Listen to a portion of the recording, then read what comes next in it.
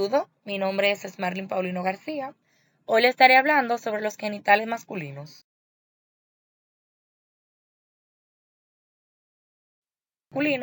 Podemos identificar varias partes: el pene, bulbo del pene, el escroto, los testículos, el epidídimo y la glándula bulbo-uretral, entre otros.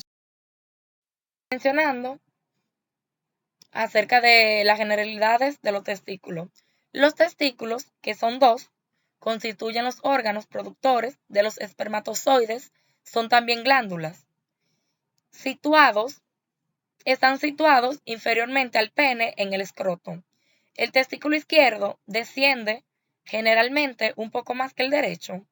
Al estudiar el peritoneo, hemos señalado que la situación de las glándulas sexuales se modifica en el curso del desarrollo y hemos explicado el motivo. Al principio de su evolución, los testículos se sitúan a cada lado de la columna vertebral y a la altura de los riñones, gradualmente descienden y se acercan a la región inigual. Enseguida emergen de la cavidad abdominal a través del conducto inigual y penetran en el escroto, donde suelen hallarse situados en el nacimiento. Los testículos se detienen a veces en el curso de su migración en la cavidad abdominal, ya sea en el conducto inigual o en el anillo inigual superficial. Esta ectopía del testículo puede ser unilateral o bilateral. Ahora le estaré mencionando sobre la forma y su longitud. Cada testículo tiene forma ovoide, es aplanado transversalmente y su eje mayor es oblicuo, es superior a inferior y de anterior a posterior. Su volumen y peso están sujetos a importantes variaciones individuales. Un testículo pesa por término medio 20 gramos y mide de 4 a 5 centímetros de longitud, 2.5 de espesor y 3 centímetros de altura. La altura se mide en borde al otro, una dirección perpendicular al eje mayor. La superficie del testículo es lisa y brillante por todas las partes, donde está cubierta por la túnica vaginal. Este presenta un color blanco ligeramente azulado. Su consistencia es muy firme.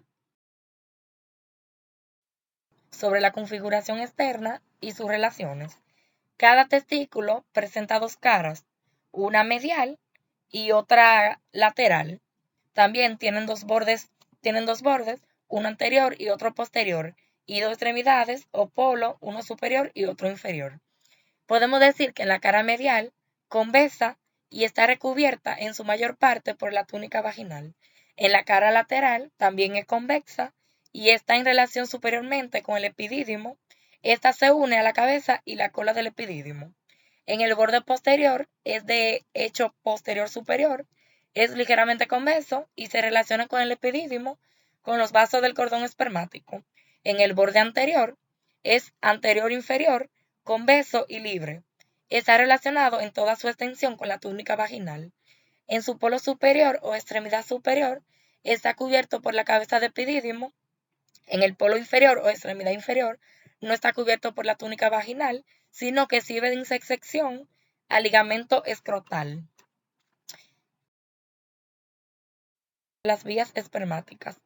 Las vías espermáticas son vías de la excreción del esperma testicular y se extienden desde los tóbulos semíferos hasta la uretra.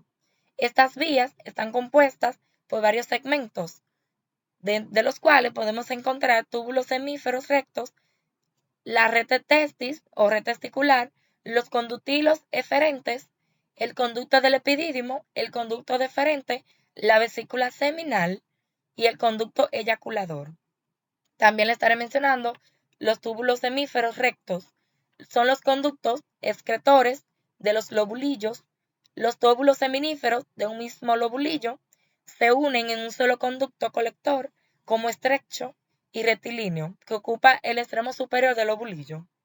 La red de testis o red testicular, estas desembocan en una red de conductos anastomosados entre sí y esclavados en la parte inferior del mediastinio testicular.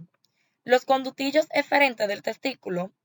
La red testicular está unida al epidídimo por medio de finos conductos situados unos posteriores a otros y denominados conductillos eferentes del testículo.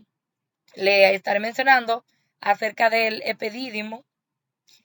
Es un órgano alargado de anterior a situado sobre el testículo a modo de cimera de casco. En este se describen tres partes: una parte anterior abultada, que es la cabeza del epidídimo; una parte media denominada cuerpo del epidídimo; por último, un extremo posterior que recibe el nombre de la cola del epidídimo. De un extremo a otro, el epidídimo mide 5 centímetros de longitud, su altura y su espesor alcanzan de 10 a 12 monómetros a la altura de la cabeza. Su anchura podemos decir que tiene un aproximado de 1 centímetro a lo largo del cuerpo y de la cola. La cabeza del epidídimo es voluminosa y redondeada. Su cara inferior descansa sobre el polo superior del testículo, a la que se halla unido por los conductillos eferentes del testículo, por tejido fibrocelular y por la túnica vaginal. El epidídimo está constituido básicamente por un conducto muy flexuoso y aglomeroso varias veces sobre sí mismo. Este conducto mide aproximadamente 5 metros de longitud y su calibre es de 0.3 manómetros por término medio. Conducto deferente. Este comienza en la cola del epidídimo y termina en el punto de unión de la vesícula seminal y el conducto eyaculador. Este punto de conjunción se encuentra en el fondo de la depresión que separa en la base de la próstata el istmo y el óvulo medial. También podemos decir que tiene vasos y nervios del testículo de las vías espermáticas, que tiene una irrigación, que es la arteria testicular.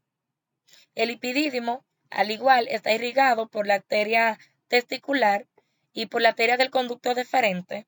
El conducto deferente por la arteria del conducto deferente, la ampolla del conducto deferente, las vesículas seminales y los conductos eyaculadores por las arterias vesicular inferiores prostática, rectal, media y la rama vesicular diferencial de la arteria del conducto deferente.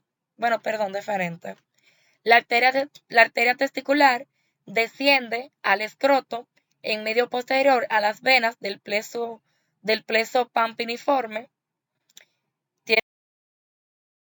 que podemos decir que las venas del testículo y de la parte anterior del epidídimo constituyen el grupo venoso anterior o pleso pampiniforme del cordón espermático. Aquí muy bien podemos observar que tiene un drenaje venoso, grupo venoso anterior o pleso pampiniforme.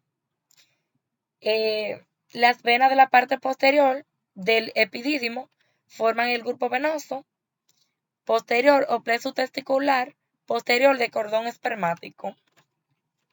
Las venas al conducto deferente se dirigen por una parte a los troncos venosos del cordón espermático y por otra parte en la pelvis a los plexos vesical, prostático y seminal.